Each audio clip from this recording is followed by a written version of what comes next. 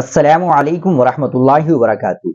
ناظرین کرام، جمعیت علماء ہند کے صدر مولانا محمود اسعد مدنی نے جامعہ اشاعت العلوم اکل کوا کے محتمم و رکن شورا دارالعلوم دیوبند حضرت مولانا غلام محمد عثمانوی کے سانحہ ارتحال پر دلی حزن و ملال کا اظہار کرتے ہوئے اپنے تعزیتی بیان میں کہا کہ آج ہم ایک ایسے مخلص عالم سے محروم ہو گئے جن کی زندگی قرآن کریم کی خدمت، مدارس اسلامیہ کی بقا اور مسلمانوں کی تعلیم و ترقی کے لیے وقف تھی۔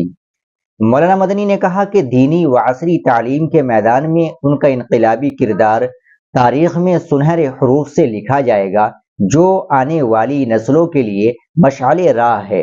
مولانا مرحوم اپنے تعلیمی ذوق کی وجہ سے جمعیت علماء ہند کی اہم تحریک دینی تعلیمی بورڈ سے بھی وابستہ ہوئے، چنانچہ ان کو 1995 کے اجلاس مجلس منتظمہ ممبئی میں دینی تعلیمی بورڈ کا کل ہند صدر نامزد کیا گیا۔